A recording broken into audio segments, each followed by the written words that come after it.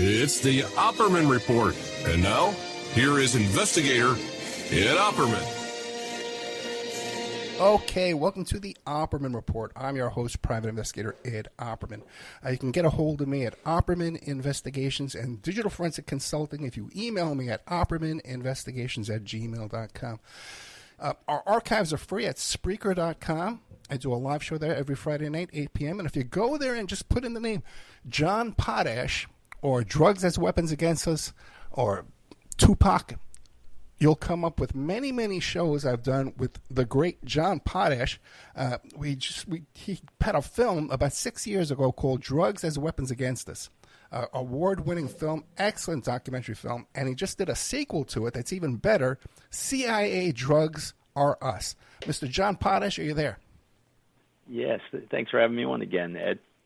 It's a pleasure, always.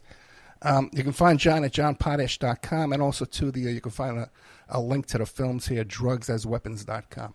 So, John, before we get into the new film here, CIA Drugs Are Us, tell us about yourself. Who is John Potash? Yeah, so I've been working in counseling most of my life, doing drug counseling. Started as a drug counselor when I graduated with a degree in psychology.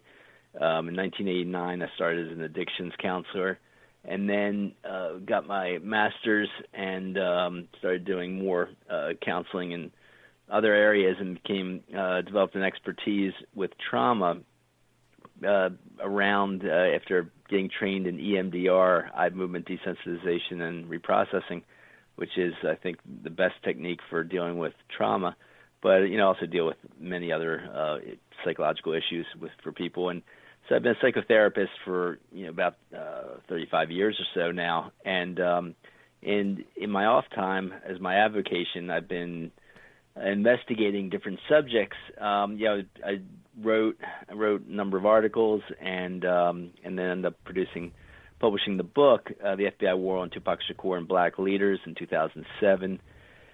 And that had started as a kind of a section of another book that was much bigger that I'd been working on, which ended up becoming, which I came out with in 2015 under Trine Day Publishing, which was Drugs as Weapons Against Us, the CIA's murderous targeting of SDS, Panthers, Hendrix, Lennon, Cobain, Tupac, and other activists.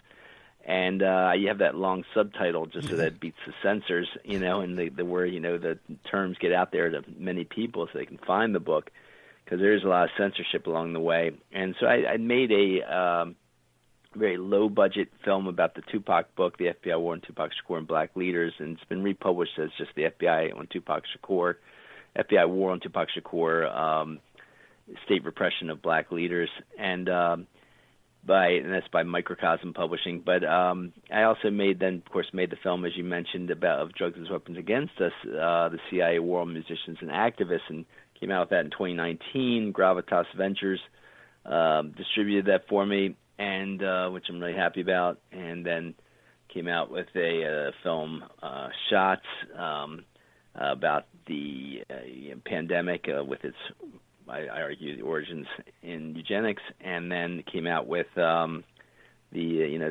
film I haven't come out with yet, but it's supposed to be out October 8th, which is CIA Drugs Are Us, a Drugs as Weapons sequel. And both my Shots film and this film are, a kind of dark comedy, so that people, can get through the darkness with just some levity and, hopefully find it entertaining despite how, harsh a lot of these issues are. You mentioned censorship. Your Shots film, how was that received? Did you have a lot of opposition with that one? Lots. Oh, yeah, lots. It's some bizarre things happen with that where I got a distributor, MVD Entertainment Group, which were really good, and pitched it to, 55 or more different platforms. And granted, maybe I think a dozen platforms showed it, but the biggest ones censored it. But it's being shown on Tubi, which gets it out to a lot of people, and so that's very nice, and being sold. The film DVD, physical DVDs being sold on Amazon, but Amazon Prime said there was a publishing error and they couldn't put it out there on Prime, so I don't know what that was about. but then YouTube rented it to people, but said they couldn't show the trailer. So it doesn't look like you can rent it, on YouTube because they banned the trailer, saying it's false information or something like that. So that's really bizarre, and that's just some of the ways these things happen with it. Google Play presents it, but not many people watch Google Play films, and and other platforms that are smaller show it, but it's just too bad that there's that censorship that's kind of hiding it a bit from everyone except people that they watch it on Tubi. But lots of people have watched it on Tubi, thankfully, and give me good feedback on it. So I'm happy about that. Yeah, the YouTube censorship is just unbelievable. It makes no sense. You know? Just they pick up a word, and then the whole thing's gone. Now, right. I haven't had you back. The first time I had you on the show was about Tupac, the murder of Tupac right. Shakur, and I haven't had you back since there was been an arrest recently and all of that. So, what's the update on Tupac? Yeah, so the update on Tupac is going, I talk a little bit about, the main substance that I covered in the book and then, the film Drugs as Weapons Against Us.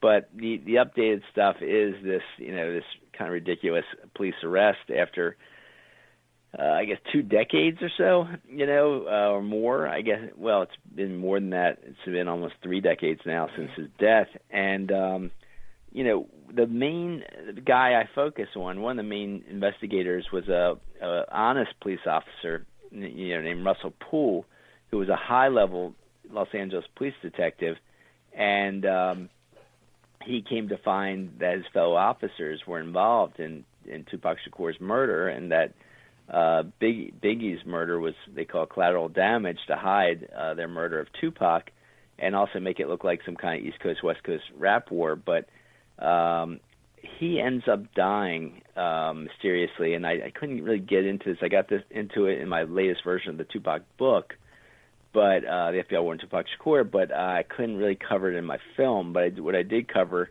is the fact that at some point before his death, U.S. intelligence appeared to put this guy, Greg Kading, out there with a supposedly independent, written book of his own investigation, and they apparently said they got him to investigate the Tupac Shakur murder, and he comes to find he offers lots to a gang member, Keefe D, Dwayne Keefe D. Davis, or Keith, I forget his first name exactly all of a sudden, but so this Keefe D. Davis says, gets let off of major drug dealing charges that could have gotten him life in prison, and this is all according to Kading himself. I have him in the movie saying this, and so he's let off completely of these major charges just to say that him and given him total immunity just to confess that him and his nephew, he says, Orlando Anderson, killed Tupac, and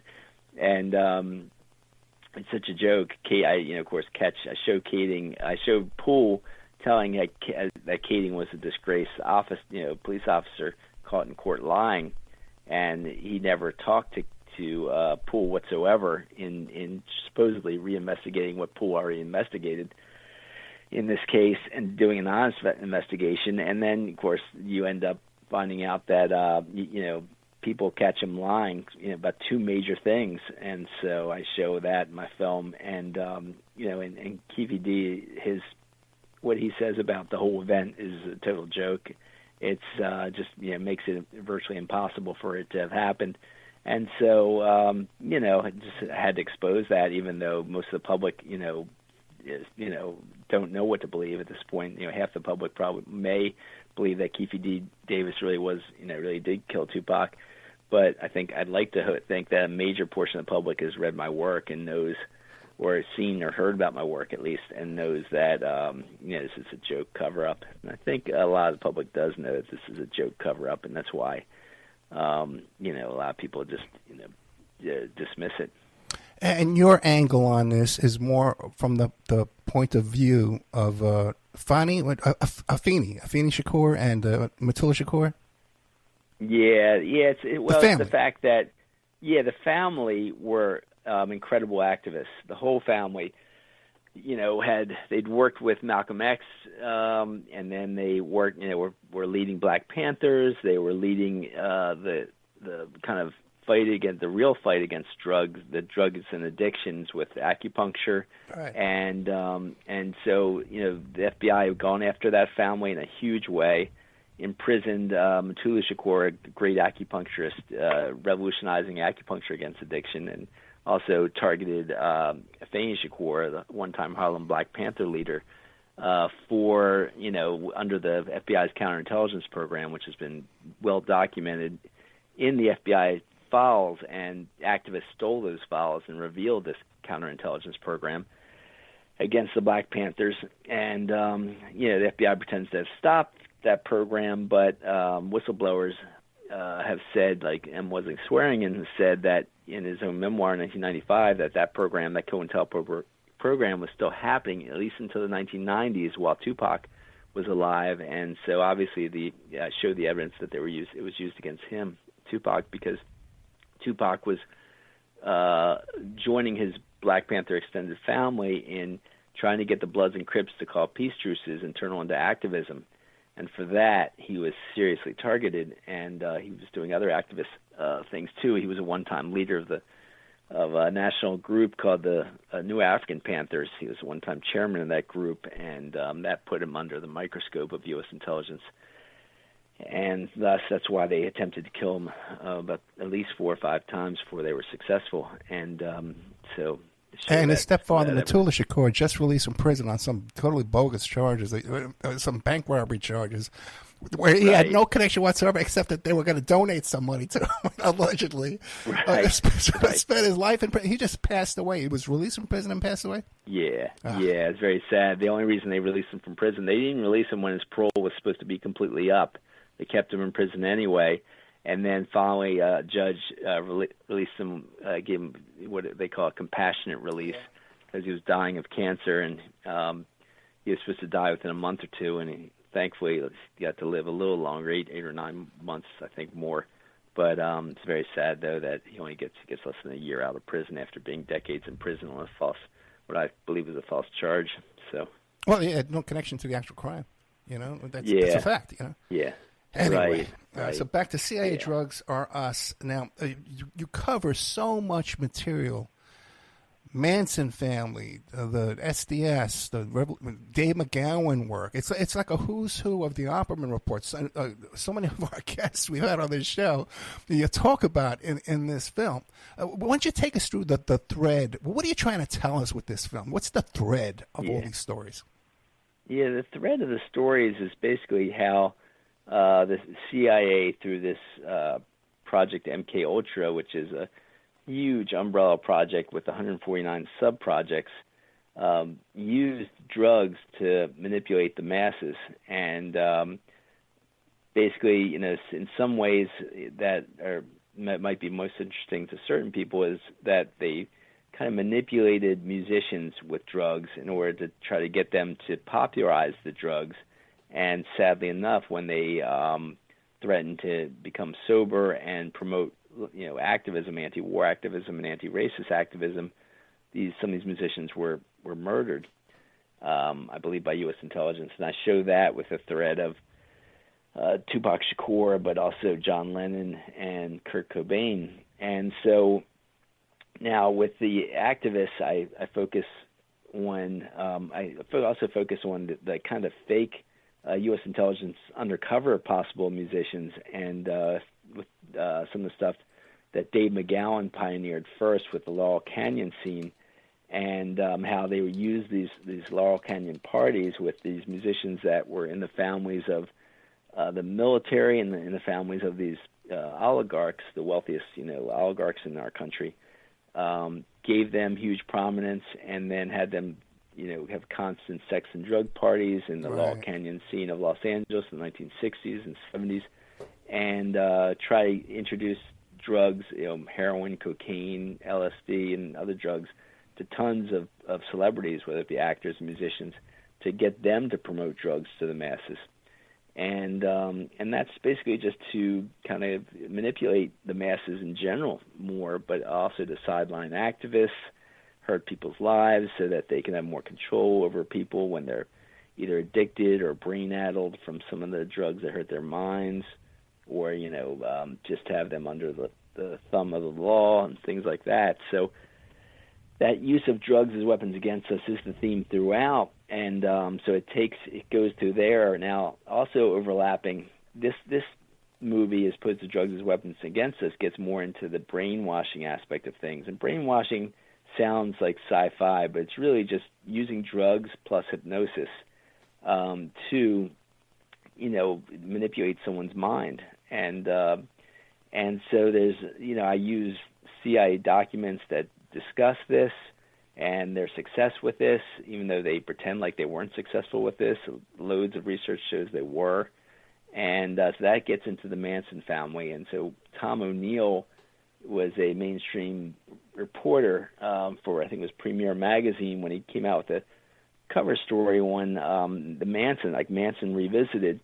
And he turned that cover story into a book, which basically was his findings of the letters between CIA's MKUltra director, Sidney Gottlieb, and this top CIA MKUltra scientist, guy named Dr. Jolly West, Louis Jolly West, who was very successful with using hypnosis and drugs to control people. And Dr. West is infamous for work with the Kennedys in terms of Lee Harvey Oswald, examining Lee Harvey Oswald, and dealing with Jack Ruby and causing Jack Ruby to go insane, and things like that. So he's a longtime player for U.S. intelligence. But what O'Neill revealed was his work with the Manson family for a number of months, where the Manson family was visiting him, at least once a week, if not daily, for many months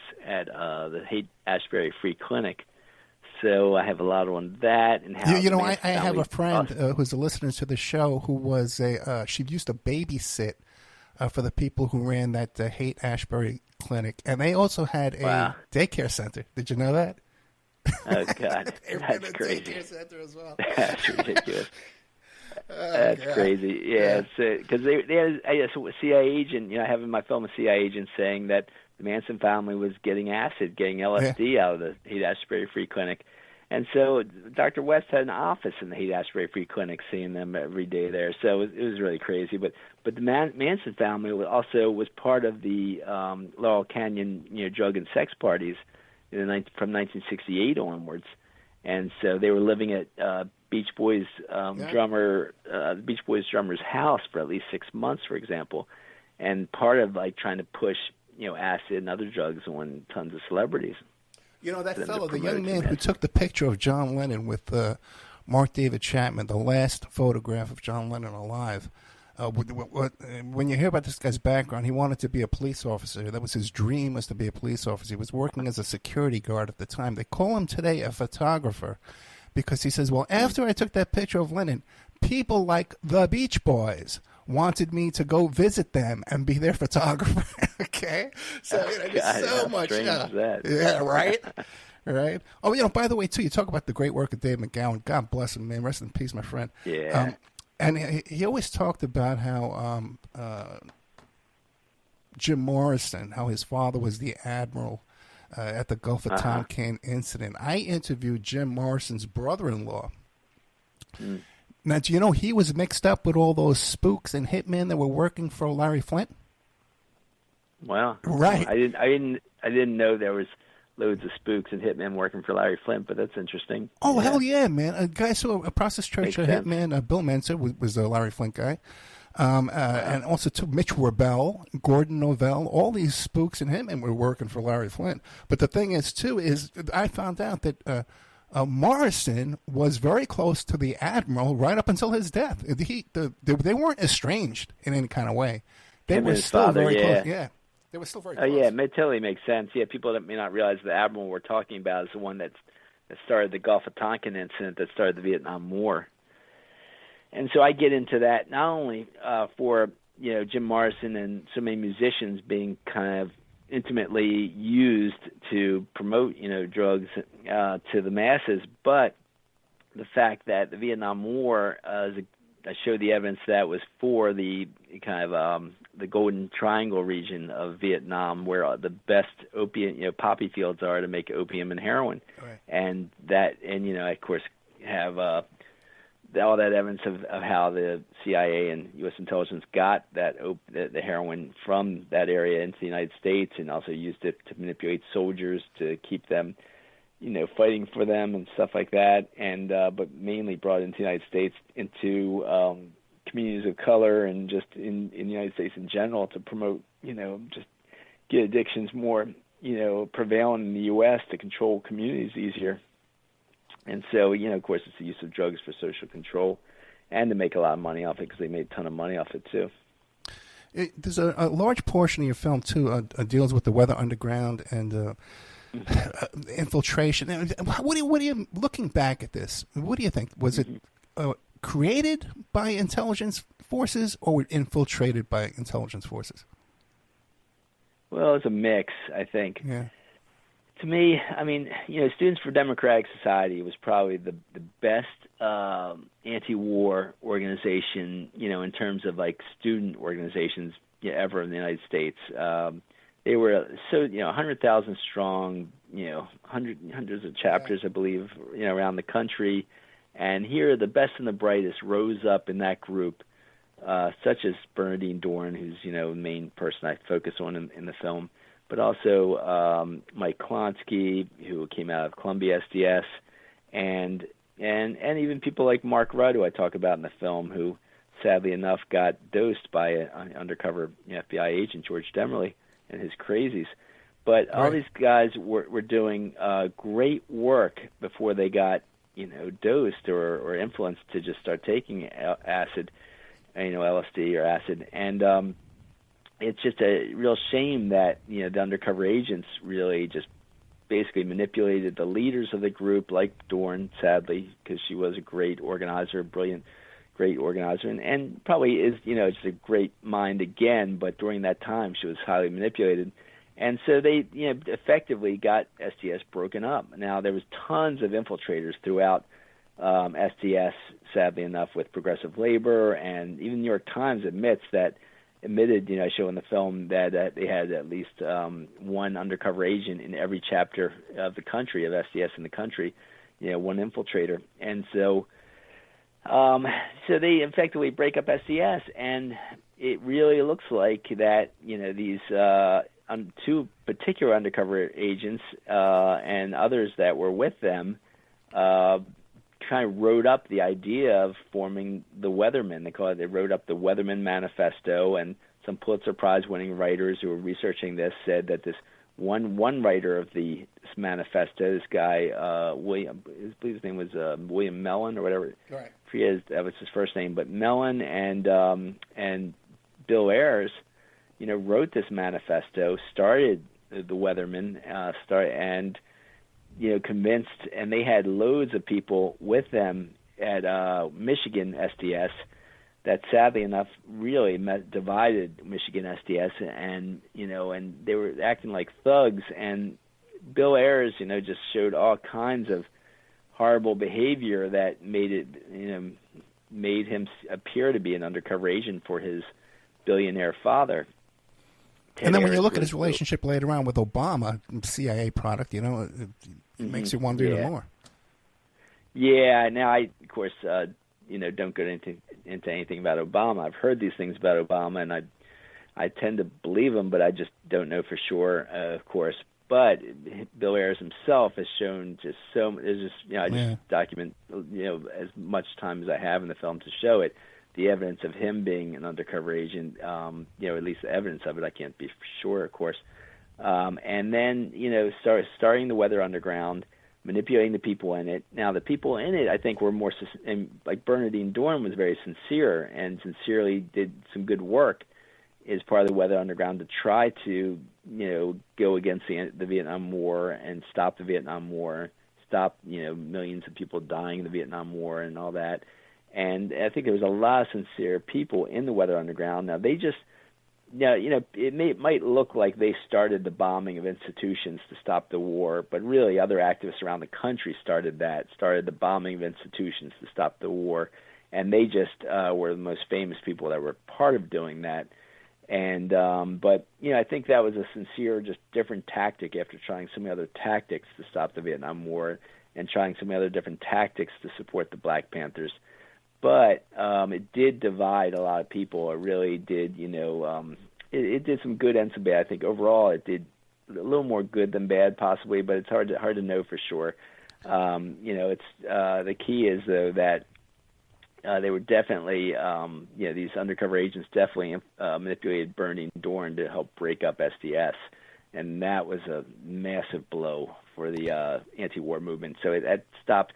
SDS arguably could have maybe helped at least stop the Vietnam War a few years earlier, had not been broken up. But some sincere members, there were some horrible members of the Weather Underground, like I believe, like Bill Ayers and others, that were manipulating people and doing some rough things. But then there were some well-meaning people in Weather Underground too. And the other sad thing about Weather Underground is they promoted LSD use inadvertently, like crazy, and that's I think just muddled people's minds a little too much, so that they couldn't do their best work against the oligarchs' U.S. intelligence forces that were pushing to keep the war going as long as possible, to get all that cheap heroin to take to stop the whatever communist movement in Vietnam. But that was just their decision, Vietnamese decision, that they wanted to become communists. It was, it's not something for us to argue about and to fight over. But that was obviously, the excuse of that war. When I really think the opiates were the real reason for that war. And nonetheless, it's what I can and looking back now, these groups, these homegrown activists, these homegrown revolutionaries were doing prison breaks. They were breaking comrades out of prison. That had to be sincere, because I can see how that's a benefit to the oligarchs, like you say. Yeah. Well, I think the fact that the Weathermen did help. Forget what their prison breaks. Yeah, I mean, they apparently were supposedly helping break Asad Shakur out of prison. Right. So they were doing some good stuff in that regard, but they also were kind of manipulated into breaking Timothy Leary out of prison. Well, that was the Brotherhood of Eternal Love or whatever. And in 1977, when I first went to Yippie headquarters and I talked to Fred Gottbetter, who was a spokesman person over there, and I mentioned Timothy Leary. The first thing he said out of his mouth, and these were the Yippies, like you mentioned before, the Crazies and DeMuro, clearly was a problem. But started by Abby Hoffman and all. Right, but right away they said, no, man, Timothy Leary was an agent, and when he supposedly escaped down telephone wires out of this mental institution, that's not how it happened at all. These guys pulled up. He was sitting there at a bus stop, man. Who knows how he got out of that building? They probably walked him out of there. So, that's funny. That's funny. Yeah, well, I'm glad the Yippies knew that Timothy Leary was an agent, because it came out in two interviews. Yeah. Well, a major interview in two different books came out with the fact that Timothy Leary admitted, that he knew he was working for the CIA since at least 1963. And so, yeah, he was definitely an agent that was, used to promote acid like crazy to kind of friends with that guy from the Watergate burglar, that guy G. Gordon Liddy, and I think he had an open marijuana case his entire public life. What more do you want? It's right. So, it's a weird, wild history. No doubt, there's so much to it. So it is so comic. I mean, that's why it's so easy to make this film partly a dark comedy, because there's so many comic elements to it. It's so ridiculous. But like Timothy Leary's life is so ridiculous. I just had to make fun of his death, especially with his sending his ashes into space and all. When we look at your film, okay, CIA drugs are us. There is a thread throughout this. The oligarchs, they control the entertainment industry. They control the opiates, the opioids to lull us into submission. They control the opposition. The revolutionary, they control the revolution movement, the opposition against it. But then they also utilize trauma-based mind control, sexual abuse of children. Yeah. Yeah, they use trauma plus hypnosis plus Right. drugs to create assets, CIA assets, meaning, people that they create dissociative disorder or dissociative identity disorder in people, and then lead them to live double lives without them even knowing it. And that's super scary, of course. And that's what some of the Manson followers were. They were used those techniques on the Manson followers, as the evidence shows. Plus, they use them on people involved in the Catholic, churches' sex abuse scandals, which Right. happened around the country. And, of course, that's the last part of my film, is covering in particular the one in the situation in Maryland that, was highlighted in an Emmy-nominated film called The Keepers, about his father, Joseph Maskell. And I end up showing all the evidence around him and his connections to the CIA's MKUltra, which whose name changed, but it was basically, the operations still existed, still kept going. President Kennedy tried to close down MKUltra, but they kept it going behind his back. He found out it was going, behind his back again. It was still going, and he tried to close it down a second time, so they changed the name to MK Search, but they kept it going, long term. And either way, so when Maskell was doing what he was doing for probably from the late 50s onwards to at least the early to mid 1990s, I'm sorry, it's just shows that the techniques he was using, hypnosis, he was using drugs, he was raping tons of high school girls and boys and some boys, and pimping them out to people. And he was also had a back door to his office in the Archbishop Keogh High School, which was a Catholic girls' school, which sadly enough happens to be within a few miles of where I live in Baltimore. And he was letting in policemen in the back door. He was letting in photographers. He was letting in all kinds of people, and even had some of these girls, having sex with politicians. He was filming these things and using them for, I argue he was probably using them for blackmail purposes. But there's just so much to that operation that shows that it was part of, CIA's MKUltra program, and I get into that in depth. And I was really happy to get the help of Gemma Hoskins, who was the star of that documentary series, The Keepers.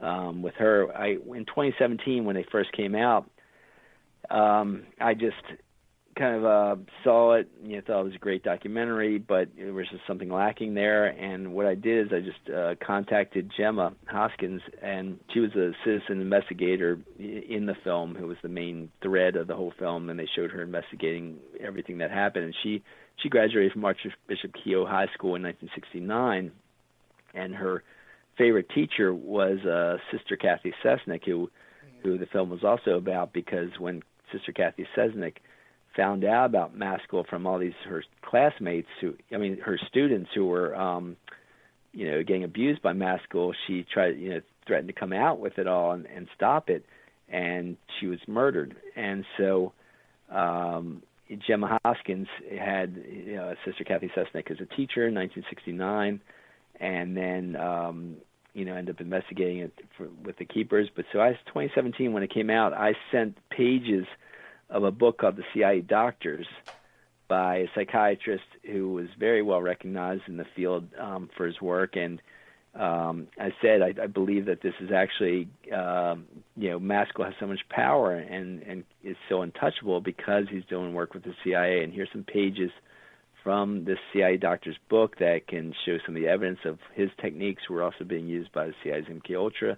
And the doctor that defended him in court, Johns Hopkins psychiatric director, Bill McHugh, I believe his name was, he's got a history of being connected to CIA type programs, such as the False Memory Syndrome Foundation, and the CIA director before him, maybe a few directors before him, was actually head of a group called the Human Ecology Fund at one point, and and the Human Ecology Fund was the CIA front company. And so, that's just some of the evidence, and of course there's much more around that, but it's just, that's very important because some of these victims end up, talking about what they were turned into, they believe they were turned into programmed operatives, because they realized after much counseling that they might have dissociative identity disorder or multiple personality disorder, or at least dissociative disorder, which is selective, where you go into amnesia for things you did for hours at a time, and they have ways of programming that through their techniques. So. And you were talking about how Sirhan Sirhan was involved with hypnosis, and yes, yeah. And then you also mentioned too, John Lennon too was exposed to hypnosis through Yoko Ono, and there's a great new film out by May Pang. I didn't touch on Lennon with hypnosis, but I just definitely touched on the evidence against Yoko Ono for manipulating Lennon and getting him back into using acid again and introducing him to heroin and stuff. Sure. Yeah, there's a great new film by May Pang called The Lost Weekend: A Love Story. You could probably find it online. And the gloves are off as far as Yoko goes with this. When I had her on the show a second time to talk about that new film, she still backed away again. From saying it, she's afraid to let the words out of her mouth. But in the film, that they're very, very. The gloves are off on Yoko in that film. I recommend it to everybody. I'm in the film. I'm in CIA Drugs R Us, okay? Not because of my drug smuggling days, but because of my my friendship with Hank Harrison. Right. And so, thanks for telling me about The Lost Weekend. She actually, May Pang, I just want to tell you, came over to Baltimore, and I went to see her with her, I guess, photograph display. Yeah. I went down to Naples to see that, yeah. Yeah, I just didn't get a chance to get over there, but I wanted to. I didn't know she had a film, and the gloves were off when Yoko Ono. That sounds good. I'd like to see that film. Excellent. For sure. But yeah, so I really like our collaborative work with Hank Harrison because you did a great interview of him and invited me to come and ask some more questions of him during that interview, and I appreciate that, Ed, because he comes out. So yeah, Hank Harrison, is the biological father of Courtney Love, if people don't know that, and he comes out with a book, Love Kills: The Assassination of Kurt Cobain, and he implicates his daughter as being involved in the murder of Kurt Cobain, and it's pretty incredible that history he gives of Courtney Love, and so there's only so much I could cover of all that in a film. Of course, I have so much more in 2 chapters of my book. But yeah, it's pretty amazing. It's great that you interviewed him and got him to say a lot of interesting stuff about how he got a letter. And so when he came out with the book, at first he came out with it as a PDF version just online, and he sent it to loads of people for free, including myself. And so I read it very carefully, took loads of notes, and asked Hank myself for an interview. And I interviewed him and just really pressed him on some of the key points. Because the original PDF was very long and rambling, but yet it had some gems in it for the topic I was researching, of course. And so one of them was a letter from the CIA, where he says this guy who became friends with Hank when he was researching a book in Dublin, Ireland, around was it the 1980s. This guy befriends him and then starts having sex with a 17-year-old daughter. His 16-year-old daughter, actually, Courtney Love, visited him and just turned 17. And here this guy befriends Hank Harrison and then starts having sex with his daughter. And meanwhile, Hank Harrison said when she was visiting him, she was prostituting on the streets of Dublin when she visited him in Dublin. And the best evidence is that she was actually sexually abused from the age of maybe 2, 3, or 4 years old. It started onwards by her counselors, by these counselors that her estranged mother, Linda Carroll, kind of sent her to.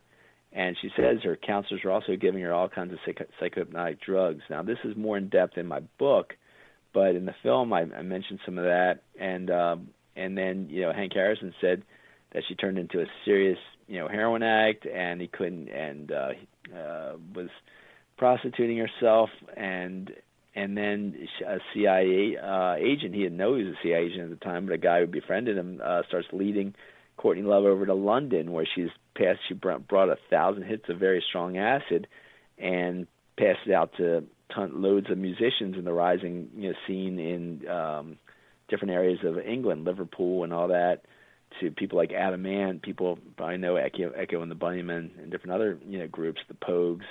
Slept with a lot of them, tried to disrupt the bands, and really mess them up. And she duplicated that in cities throughout the United States too, until she got to Kurt Cobain, who she helped form a heroin addiction at a time when he becomes like the leading kind of figure in the United States in terms of just top musician, beloved musician, and inadvertently promoting heroin. Sadly, the way John Lennon was manipulated to inadvertently promote heroin and LSD, and you saw the addiction population in heroin rise dramatically throughout the years of Nirvana and grunge in the early 1990s onwards. But she was heavily behind it, and turns out it appears that she was being manipulated by the O'Learys, and so it's very... Yeah, and that's Kevin Leary from Shark Tank, Mr. Wonderful. And we've seen them photographed together. He was the brother who was higher up in the CIA. Yeah, right. And you really questioned Hank well about that to get him to talk about that more. And we don't know for sure if it's the same Kevin O'Leary, but they show video of them together just in the past 5 or 10 years, So, he says that this is the same Kevin O'Leary. I show evidence backing that the obituary of Stephen O'Leary, who sent him the letter, said, I'm on my deathbed, but I'm dying, and I found evidence of where he died and just what way Hank said it. And then here's a guy who has a brother named Kevin O'Leary. And then here's Courtney Love. He says he was helping Steve O'Leary take Courtney Love around England, to all these musical scenes with all these drugs. And then here, 30 years later, there's Courtney Love again hanging out with Kevin O'Leary. So it's an awfully big coincidence if it's just a coincidence. Well, we filmed it at Hank's house. We filmed it in Hank's house. We were going to do a little documentary film with Hank. Oh, he was going to be one part of it. And at one point, he says, Ed, they're all named Leary. Some of them are named Leary O'Leary. But, the thing with Hank was, love him or hate him, man, whatever. You have to take a lot of what he said with a grain of salt, And he's definitely had some kind of a colorful life for sure.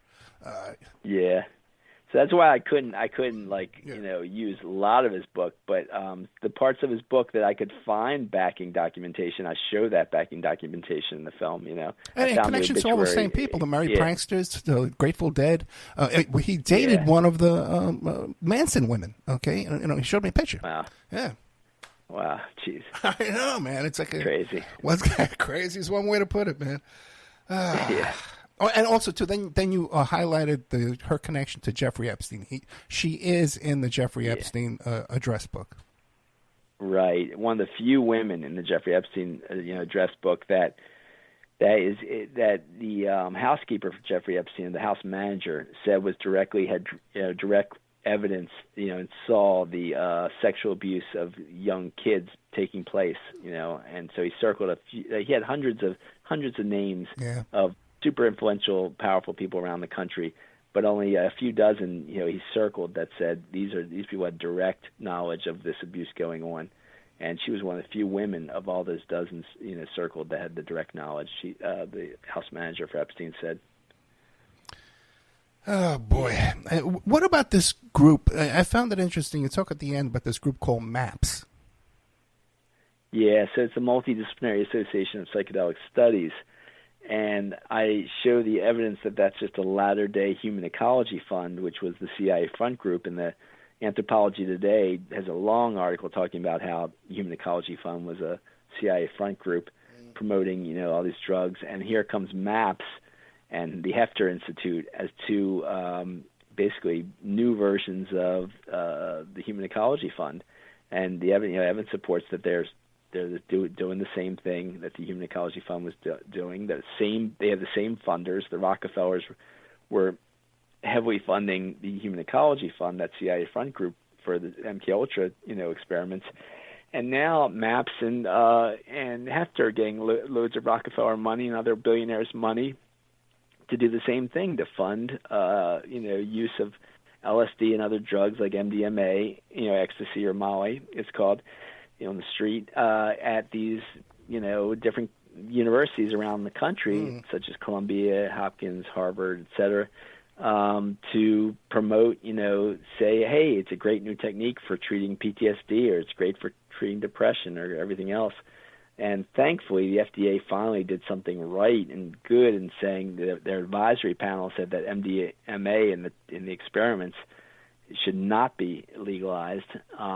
Legal or not legal is not the issue, but qualifying it as an actual, therapeutic for trauma when it causes, brain damage of sorts like memory loss and stuff. All the best evidence has said that for decades, because it affects serotonin. I forget which receptors exactly it affects, but it hurts the memory area of the brain for sure. And so, it's just bad news, though, that they're promoting it up a storm, so it doesn't even matter what the FDA advisory panel says. They might, the FDA might go against their own advisory panel. They've done it before. And it's already been promoted so much as, look, Hopkins or Harvard or Columbia and all are using this for trauma, so you should too, and so.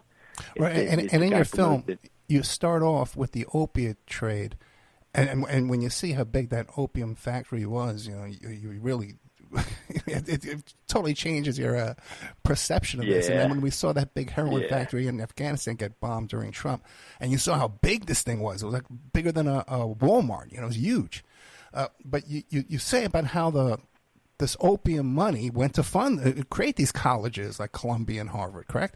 Right. Yeah, so that's the beginning of the film. Right. Yeah, how opium, enriching, all this opium enriched families, these wealthiest families, to start these Ivy League schools, and then they kept using these Ivy League schools to sadly promote other drugs. Come into the current day with promoting psychedelics that can hurt people's minds, promoting the MDMA, the ecstasy and stuff. There's a whole bunch of books out recently, and I've had these people as guests on the show promoting LSD for treatment of depression and microdosing psilocybin mushrooms for treating depression. And I'll corner these guys and say, well, what about Larry? He was an agent, right? No, he was a great guy. So right away you get suspicious, right? But what do you think about mushrooms, microdosing psilocybin mushrooms for treatment, depression and these kind of things? Yeah, well, I don't know. Don't talk about mushrooms as much, but with the acid, I remember, just as an example, I was counseling years ago when I was doing a little more addictions counseling. I was counseling. This is about maybe I had a percentage still of addictions counseling back in, say, 2013, 14, and the other percentage was trauma and other stuff. But I had this girl. His father took this girl to see me. She was 16 or 17 years old, and she said she was really, and I happened to start telling her a little bit about the stuff about psychedelics, and she says, that all makes sense, because I was doing child acting in a local theater, and it was so easy to remember my lines. I just read the script and know my lines really quickly. Everything was great. And when I was about 16 or so, I tried some microdosing, some acid, and all of a sudden I couldn't remember my lines anymore. It was so hard to remember my lines for my acting. And she says, that makes sense now. I'm not going to do that crap anymore. And I just think that's what people don't realize. It's it's having a negative effect. And so, does it help with trauma or not? Who knows? But is it worth it? Losing your memory, losing your memory abilities. I'm not saying losing your memory completely, but losing memory abilities. And there's so many other issues that it can affect. That the best treatment for trauma is EMDR, and more it's getting more and more mainstream acceptance. It's not invasive. It's just what is EMDR? Triggers. It's called eye movement desensitization and reprocessing. Really? Is really just about stimulating the brain, the right hemisphere and left hemisphere, back and forth, either with eye movement by watching a pen go back and forth, or vibrations going back and forth in each hand, in different speeds. and it stimulates the brain to use more of itself. To then, and if you do it in a fast way while remembering a particular trauma, it pulls that trauma out of the memory area and starts to process it in a healthier way with a therapist who's been trained in it, like myself, in a guided way. It really is the most non-invasive but effective technique of stimulating the brain to heal itself of these traumas. And these traumas act as magnifiers for smaller triggers in your current life, where the current life trigger, small trigger, ends up going through the magnification of the trauma and then triggers the amygdala, which is the fight or flight area. So you go into fight or flight mode too easily. So fascinating, man. We got to have you come back and just talk about that. I've never heard of this before. Sure. This is fascinating stuff. But and you end the film with CIA Drugs Are Us. You end this film. You can find it at johnpotash.com. Talking about how, hey, we got like a marijuana store on every corner. Down here in Florida, there's a pot store on every freaking corner, man. Yeah. Now, suddenly, what? They want everybody smoking pot, like house cats at home, like you said. What do you make of that, man? Yeah, I mean, if people want to smoke weed, that's fine. The problem is the oligarchs are just rolling us over. They're just like rolling over us while we're busy getting high. And, I have no problem with people want to smoke weed. I don't care if it's legal or not legal. Legal is fine. It's just that when so many people are getting stoned all the time, we're just not at our sharpest to fight the oligarchs as they just take over our lives slowly but surely, more and more. And that's what sadly appears to be happening, Yeah, you could throw in a whole nother segment, too, in part 3 of this great work you're doing here, CIA Drugs Are Us. Video games. Okay, man, what's going on with that? Right. Sitting home hypnotized by these video games. I agree. I know. John Potash, man, thank you so much. We're out of time. I want to have you back in a couple of weeks, though. I'll watch the film again. I think we could do like 6 shows on this thing, right? Sure, yeah, whatever. Yeah, however much you want. Yeah, that'd be great, Ed. Yeah, come on. It's insane how much content is in this movie. CIA Drugs Are Us. The first one is Drugs as Weapons Against Us. Watch that one first. And then check out CIA Drugs Are Us. Great stuff here. John Potash, man. Thank you so much. Thanks so much for having me on again, Ed. Good night, brother. Take care. Bye.